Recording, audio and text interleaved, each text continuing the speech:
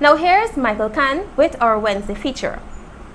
I am Donna Austin, at present the president of the New Amsterdam Lions Club. But before I go that far, I would like to introduce myself. I was born in Georgetown, Guyana, Kitty. From a tender age, I attended the Walker Primary School, and after then I went on to study at the Moravian School, that's a secondary department. But because at the time when I wrote my common entrance, I did not feel that that was where I should be, that school. So between myself and Dad, we both discussed whether we should, make that decision to have the common entrance rewritten. After I wrote the common entrance, I gained an entry at the Allen High School. That's just opposite the border market. The current president of the New Amsterdam Lions Club was quite an ambitious girl growing up in the county of Demerara. I was always an average student. I started Form 1 with my class teacher being Miss Sita Nagamutu, the Prime Minister's wife. She was the person who started me off there, and coming to know her, she was such a pleasant teacher. I went on to the other classes, and I was always an average student, but I persevered right through. Then after I wrote my CSEC, I went into the commercial department of education. The commercial school closed. I decided that, okay, this is not for me. I went on to teaching. There were very few dull moments in the youthful life of Mistress Austin, who has a passion for pageantry. I'm the firstborn of Huldah Thomas and Joseph Thomas. Between them, they have 4 children.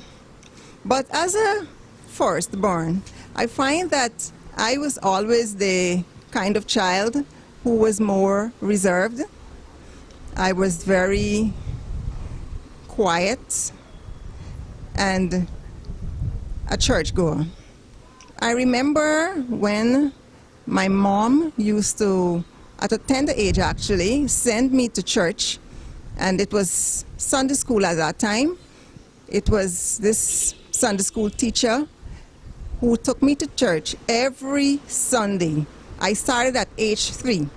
My mom actually is an Anglican, but because she's an Anglican, she was not so into the Baptist church.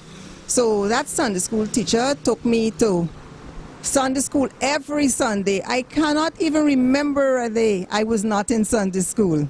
I grew up in church all of my life, and I feel that that is one of the things that helped me, or helped to mold me to be the person that I am today. During her early strides in adulthood came the love of her life, who is known as Dr. John Austin. My husband, I remember the first time I've seen him, it was at the Georgetown Public Hospital, where he was my doctor. But then, it might look like, okay, that's where I met him, but that's where we probably had some sort of chemistry, all right? But then, it just went by. He probably thought that, okay, I'm not going to bother with this patient. And I probably thought, okay, I don't think it's going to happen. But then eventually, one day I was in church. It was a Sunday. I think it was like a few months after then. And then I just saw this person pop up in church. So I looked around because I was in front. I looked around and I saw him. And I was like, oh, hi. I think I've met you somewhere.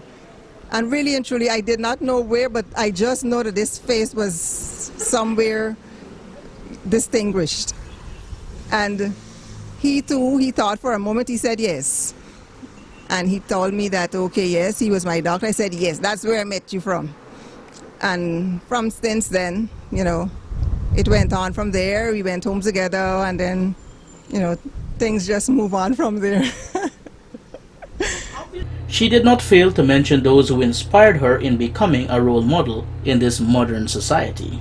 I know my mom was a great influence, and because of her, I would say I am what I am today in terms of family oriented, because I remember my mom always taking us places where she's going. She's not ever going anywhere without having her kids along with her. You might be going the wrong way, and she would tell you just like it is, no, no, no, that's not the way to do. I remember my mom never used a curse word. My mom was so sweet. And I thought that, okay, this is the kind of person I want to be like. And from since then, I think I'm a good mother. I can honestly say so. But apart from my mom, there is someone I would like to mention, and that person is Miss Viola Burnham. Life has not been without challenges for the former educator. There's so many challenges in today's society. For instance, your family. Because the first thing, from the time you get married, you're not so sure of what life is going to be like. This is something you are going to be experimenting on, so to speak. So I had to learn for myself. This is not a way where somebody's going to be in your family life to teach you this, or you have to do, this is how you do your housework, this is how you take care of kids, this is how you know, whatever the case is, persons might be doing in their homes. But I think the most challenging thing for me would have been when I went into a pageant, you call the Renaissance pageant, and that was very challenging because I was more of a reserved person, and I'm like, okay, a pageant, well, let me try this out. But I knew that it was going to be something, because I remember as a teenager, I would say I had just written CSEC. I wrote into to be in a pageant, actually. That's the Miss Guyana Universe at that time. And they accepted me. They told me that, you know, I should come and start at what and what time. So I told my father, I said, Daddy, you know, I wrote in for this pageant. It's a form of exploring. I just wanted to see what was going to happen. So I told my dad, I said, I wrote in for this pageant, and they called me, they want me to come in. So my father was like, pageant? You know what they do at pageant? It's like people just walking with undergarments. I'm not going to allow my daughter to do such thing. Admitting that no one remains a leader for life, there are plans to be behind the scenes and play significant roles in community development. I am so happy that I'm involved with the club so that I can be of benefit to some of the persons who are less fortunate in our society today. Now, there are things that, there's some places that I would like to go in my life, all right? But one thing I should say is that youth is on my agenda. If I can have all the youth of today under my wings, I'll be happy. Michael Tan, Channel 8 News.